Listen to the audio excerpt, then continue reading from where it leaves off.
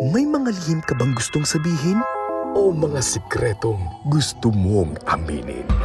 Halika't ating pag-usapan sa Main Confessions. Oras na para ilahad ang lihim na dapat mabunyag. Kaya naman para sa unang yugto ng ating main confession tonight, alamin na natin kung sino ang nag-confess at ano kaya ang kanyang kinonfess. At ito na ang main confessions.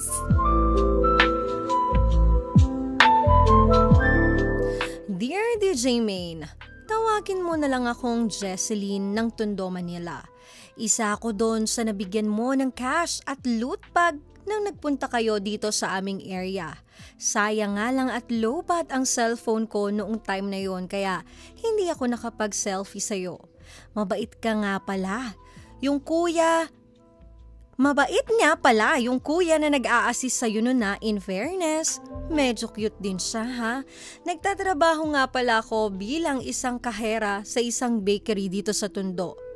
Medyo may pagka-madaldal ako, sabi ng mga friends ko. Pero sa tuwing ako ay mag-isa ay seryoso talaga ako. Mabilis akong ma-attract once nagustuhan ko talaga ang isang tao. Ang kwento ko nga pala ay tungkol sa isang lalaki na nakilala ko sa isang inuman. Please lang DJ Main, wag mo akong husgahan sa kwento ko. Gusto ko lang malaman ang opinion mo or kung ano ang gagawin mo kung ikaw ang nasa sitwasyon ko. Narito ang aking kwento. Nakilala ko si Emil sa isang inuman. Hindi siya yung tipong lalaking unang tingin mo ay player. Tahimik siya pero may dating.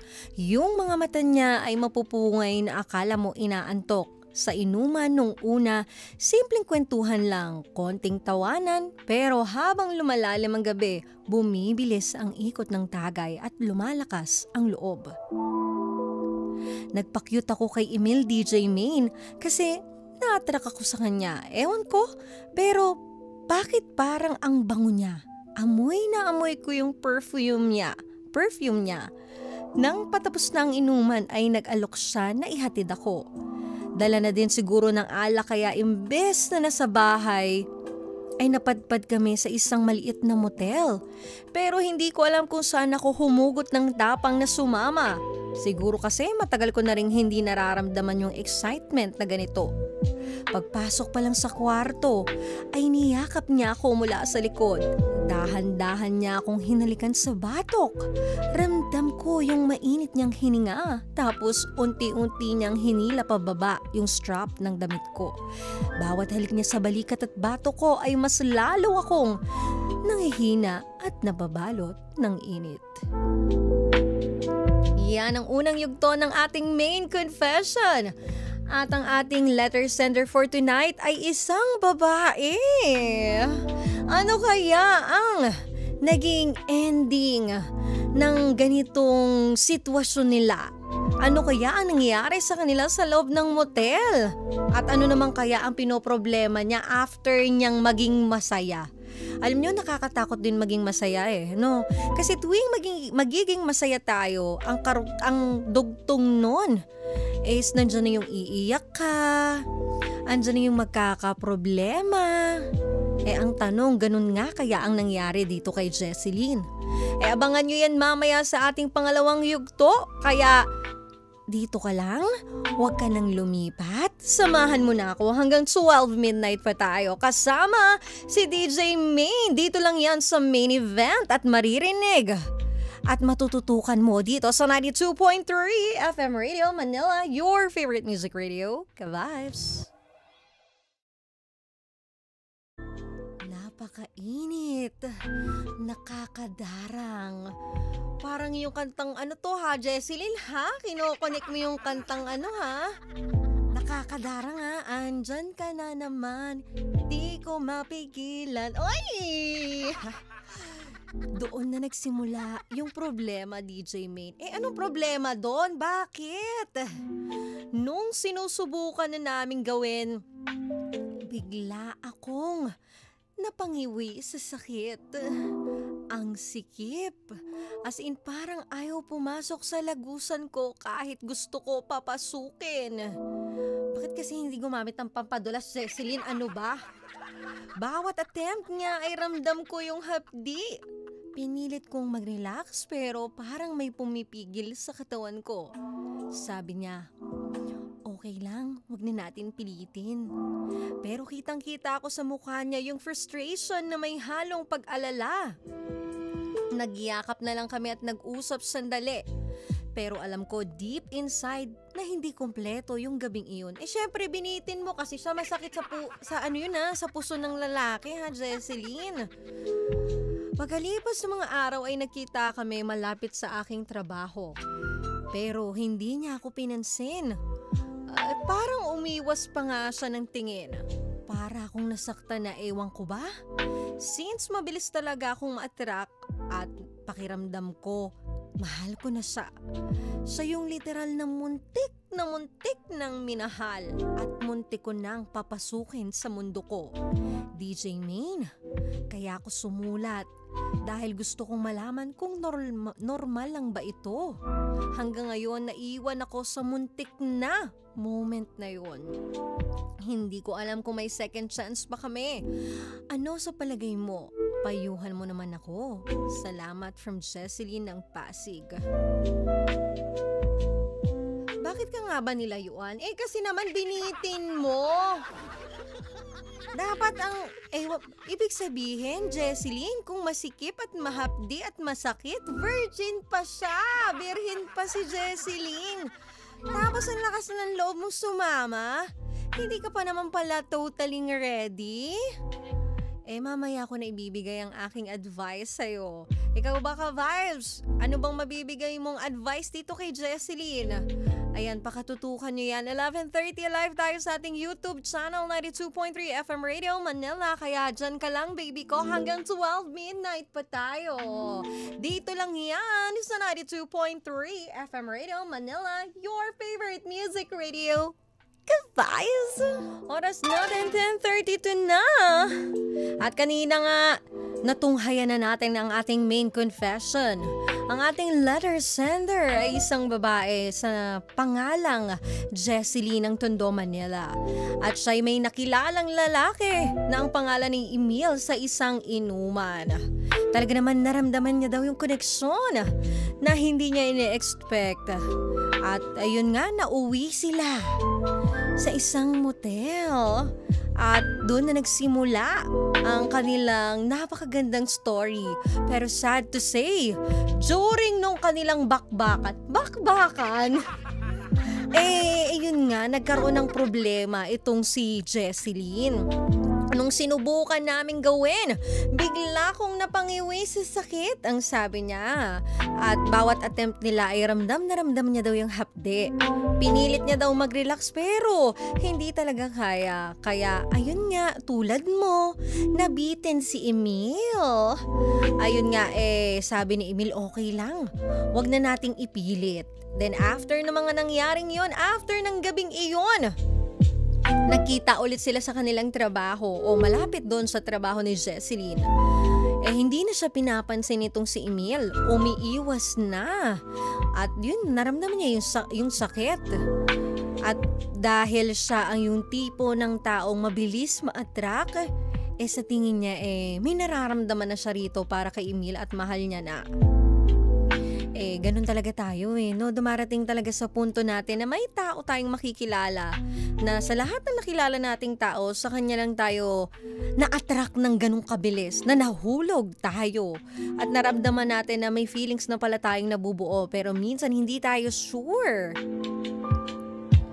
Normal lang naman yung naramdaman mo, Jesseline. Yung muntik na moment. Lalo na kung matagal ka nang hindi nakakaramdam ng ganong kilig at excitement at nakita mo yung inyong dynamics, the way na pag-uusap ninyo, ang dami nyo na pag-uusapan at feeling mo align kayo, compatible kayo, yung chemistry nyo nandoon. Yun nga lang ang problema. Minsan, hindi lahat ng koneksyon ay natatapos sa happy ending. Alam mo, nakaka-relate ako sa'yo, Jesseline. Oo.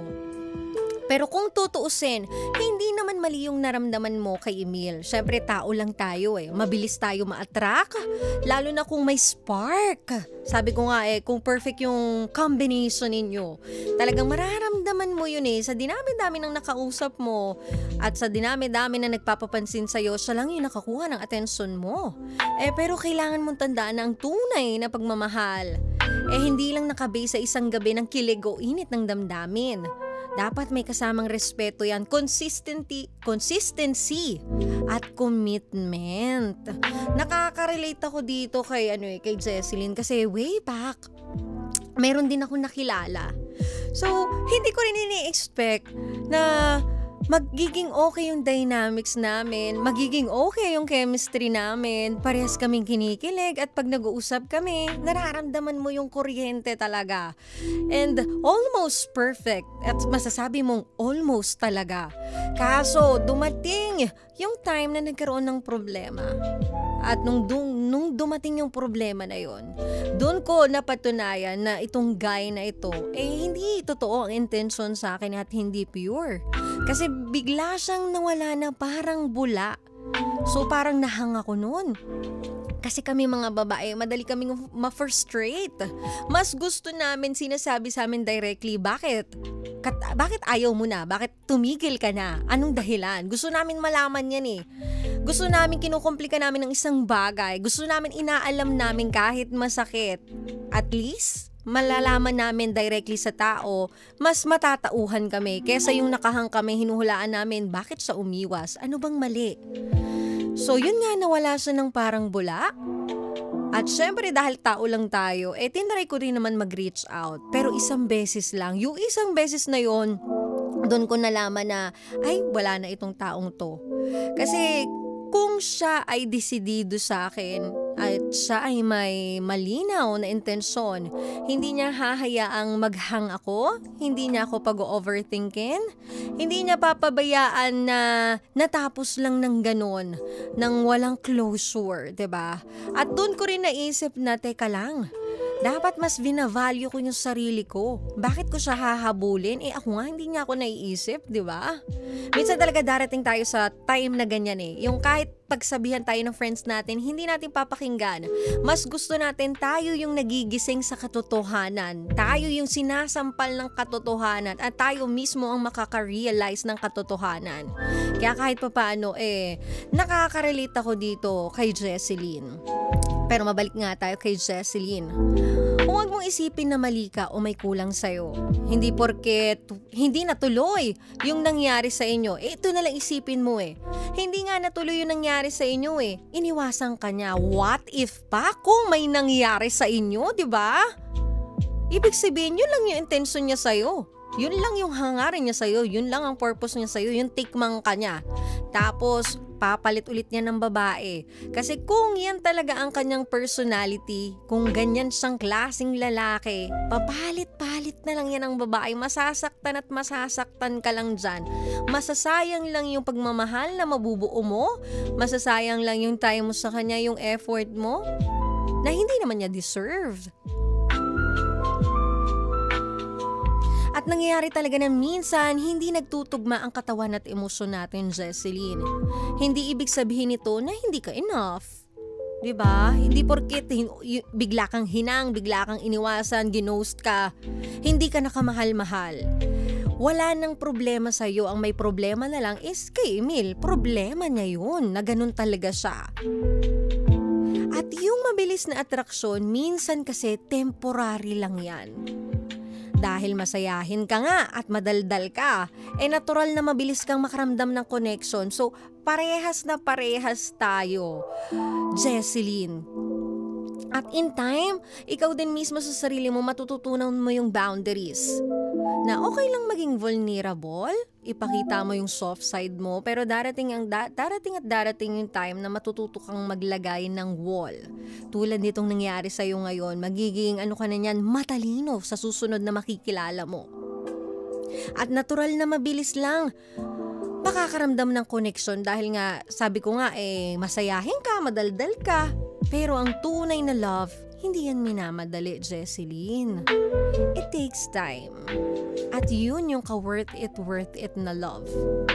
Kailangan lang patunayan ng lalaki o kung sino man yung makikilala mo na araw-araw consistent pa rin sa sayo.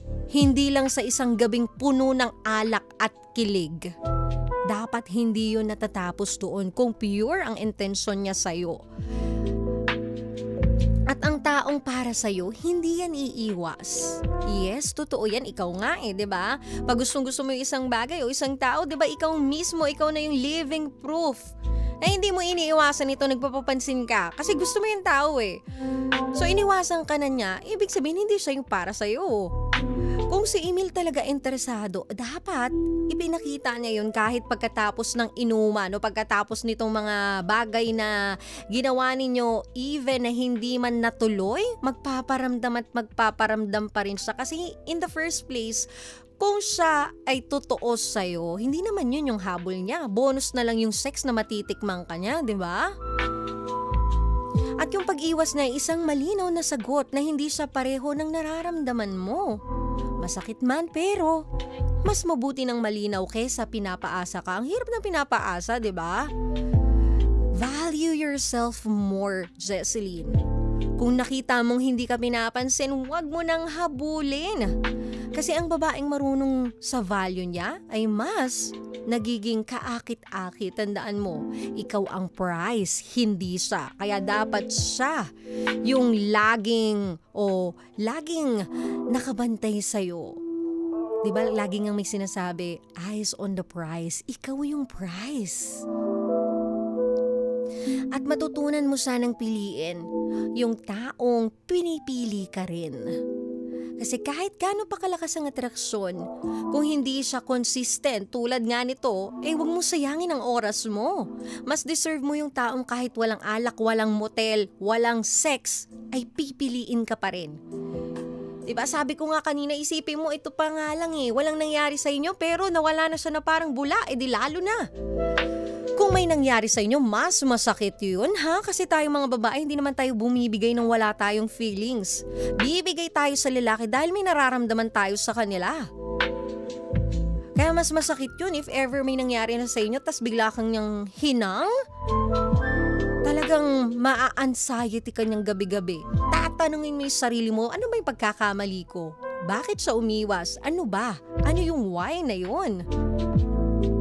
At kung babalik man siya at ipapakita niya sa'yo na seryoso siya, nasa sa'yo na yan kung bibigyan mo siya ng chance. Wala namang masama sa second chance, pero make sure mo lang yung second chance na ibibigay mo, nasuri mo na itong mabuti. Para hindi ka ulit makaramdam ng ganito ulit na gagawin niya bigla na naman siyang mawawala. Pero ngayon pa lang, dapat alam mo na kung saan ka tatayo. Kasi kung hindi siya consistent, huwag ka nang umasa. Love is not just chemistry. It's consistency. At kayo namang mga lalaki, bakit ba ang hilig nyo sa ganyan, no? Yung hindi kayo makontento sa isang babae. Tapos magdarasal at magtahanap kayo ng taong siseryoso sa inyo pero mismo kayo hindi kayo marunong sumeryoso. At ang galing nyo mambola, ha? Oo, nature na talaga sa inyo yan. Yung nakukuha nyo sa mga matatamis na salita, mga promises na hindi naman natutupad. Diba? Kaya ako talaga mas naniniwala ako sa actions kesa sa mga salita-salita. Nakakainis din yung mga lalaking papaasahin ka. 'Di ba? Yung bibigyan ka ng hope na kasama ka sa plano niya. Syempre ikaw as babae, naka-mindset na sa'yo na may gagawin kami sa ganito kasi ito yung plano niya. Tapos biglang mag-iiba. Oo, biglang busy na siya, ganito, ganun. Although naintindihan naman natin minsan talaga may mga pangyayari na priority. especially when it comes sa trabaho. Pero kasi ako naniniwala pa rin ako, walang salitang busy sa taong alam nila kung ano yung option nila. At kung importante ka sa kanila, kaya nilang i-manage ang time nila. Hindi ka nila papaasahin kasi kung ano yung sinabi nila, susundin nila yun, panghahawakan nila yun. Yun ang tunay na lalaki. May isang salita. Ewan ko ba sa inyo mga lalaki, ikaw nakikinig ka, di ba? Ikaw yun, oo. Ay, bigla siyang napakamot sa ulo eh. Di ba? At kung ayaw nyo, sabihin nyo. Di ba sabihin nyo na, tama na, pasensya ka na sa mga nangyari noon. Matuto naman kayong mag-sorry. Hindi naman ikakabawas ng pagkalalaki nyo yung paghingi ng kapatawaran o paghingi ng pasensya sa babaeng nasaktan nyo at nakabuo ng feeling sa inyo. Hindi yung bigla kang mawawala tapos pag okay na yung tao, bigla ka na naman magpaparamdam. Ano ka? Diba? Para kang ano dyan, para kang kabute, bigla na lang sumusulpot. Hindi ganun ang tunay na lalaki. Ang tunay na lalaki, marunong manindigan. Marunong rumispeto. May isang salita. Parang si Sir Vic, yun ang tunay na lalaki. Kaya kayo mga lalaki kayo, magbago na kayo, magpakalalaki kayo. Kaya iniinit niyo yung ulo ko eh, yan tuloy. Oh. Ayun nga, mabalik tayo kay Jesseline. Nadadamay tuloy yung ibang lalaki. Dahil kay Emil, oo. Diba? Dahil sa Emil na yan, lahat ng lalaki may kasalanan na. Love is just not chemistry. It's consistency. Oo, may spark. Pero ang spark, kung hindi yan aalagaan, mabilis ding mawawala yan. Dahil ang tunay na pagmamahal, hindi lang yan sa kilig sa umpisa, kundi pag-standby hanggang huli. Kung ano yung sinimulan niya, kaya niyang tapusin yon at kaya niya pang mas higitan ng higitan araw-araw para maipakita lang sa'yo na siya ay sincere, siya ay genuine, siya ay pure sa kanyang intensyon para sa'yo. And to Jesseline, huwag kang matali sa muntik na. Kasi habang nakatitig ka sa muntik na, baka dumadaan na yung tamang tao na handang ipaglaban ka. The saddest part of almost love is knowing how close you were to something you will never have.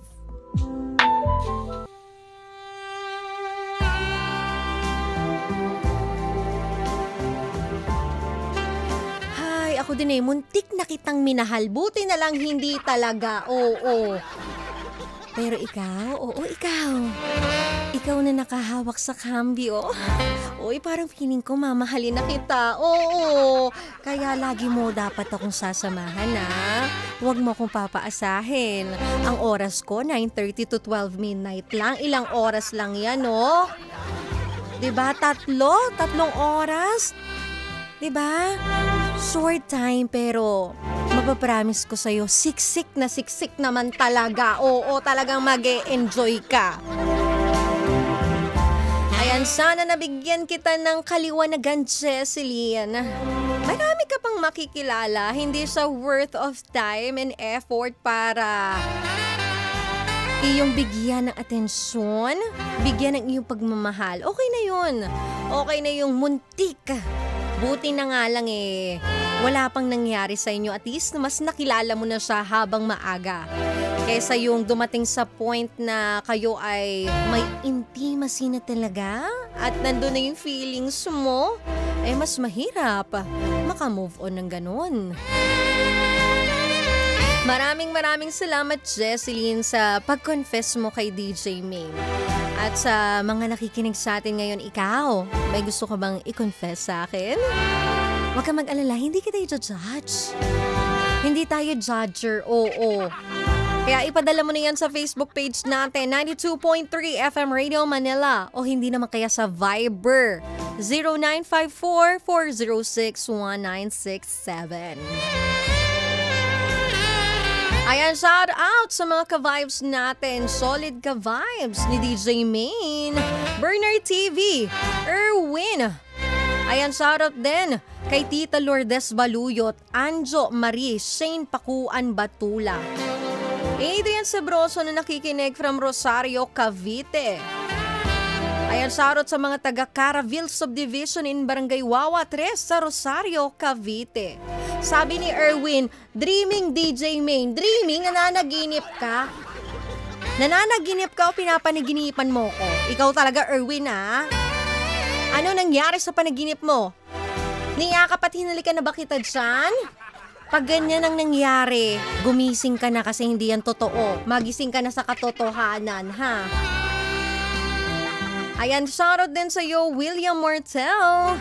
At sa lahat ng mga ka-vibes natin, mga super, mga vendors sa ating mga wet markets, mga tambay na ka-vibes, mga security guards, convenience store establishments, lahat ng kaospitalan, kapulisan na nakatutok sa atin ngayon. Yung mga pauwi sa kanilang biyahe, may mga private vehicle. Ayan, kayo'y mag-iingat at sa mga magsisimula pa lang ng kanilang araw ngayong oras na ito. Start your day with a smile. Oo, para mas maganda yung mga gagawin mo. Mas magaan sa feeling kapag ikaw ay nakasmile at hinaharap ito ng positibo. At I'm sure talaga namang magkakaroon ka ng energy. Siyempre nakinig ka sa akin, ewan ko na lang talaga kung hindi ka pa maging masaya ha. Ang hirap mong pasayahin. Ang hirap mo kabanding kapag hindi ka pa sumaya talaga. Kaya naman, ayan, bago ko tapusin, gusto mo ba tapusin ko na? Ay, wag daw. Oo, wag daw. Mabibitin daw siya. Ay, gusto ko yan yung nabibitin ka. Kasi pag hindi kita binitin, hindi mo na ako hahanap-hanapin. Ayan, maraming salamat. Uy, Dental Clinic, Horticulture by Caldana, Vanity Lounge Aesthetics, Imprint Customs, Fiesta Free Game Apple to Apple, Spink Philippines, Zebra Helmets Philippines. Pwede nyo akong i-follow sa aking mga social media accounts, Facebook page, YouTube, Instagram at TikTok, pare-parehas na Minyo Henyo. At dito, sa favorite mo, lahat ng social media platforms natin. Ayan, pare-parehas na 92.3 FM Radio Manila. Mag-follow, mag-subscribe, mag-like ka na para first ka pa sa purse, ganon. O first na purse pa. Hindi ka nahuhuli sa latest, di ba? Updated ka, ganon. Kaya naman samahan niyo ako tuwing Lunes hanggang Biyernes, 9:30 p.m. to 12 midnight lang yan. I-ready mo na ang sarili mo pagsapit ng 9:30. Yung radyo ng lolo at lola mo, ipihit mo na sa 92.3. Oo. At pwede kayo mag-download ng aming app sa lahat ng Android user dyan. Hanapin mo lang sa Play Store, FMR Philippines. Mapapakinggan mo na kami. Anytime, anywhere. At sa lahat ng OFW natin na sumusuporta, ng mga taga-Kuwait, ayan, mga taga-Saudi. Maraming salamat po sa inyo. Lagi nyo lang akong pakatutukan kapag kayo ay nalulungkot, dito lang kayong makinig. Magkarinigan ulit tayo bukas. Dito lang yan sa main event. Kasama ang baby mo sa radyo, ang nag-iisang DJ Main, na nagsasabi na worth it na ang pagpupuyat mo. Dahil meron nang magsasabi sa'yo na, good night, baby. I love you. At dito mo lang yung mapapakinggan sa 92.3 FM Radio Manila, your favorite music radio, Ka-Vibes. Minsan may mga tao talagang dumarating para lang maging muntik na sa buhay natin. Yung muntik nang maging atin, muntik nang maging mahal, muntik nang maging forever. Masakit kasi nandun na yung damdamin mo pero hindi umabot sa dulo. Pero tandaan nyo, hindi lahat ng muntik ay sayang dahil minsan sila yung paalala na kaya pala nating magmahal. At mas may darating na mas handang suklian yun ng buo. Para sa mga lahat na nakaranas ng muntik na, eto na ang kantang siguradong tatagos sa inyo at masasabi mong muntik na kitang minahal.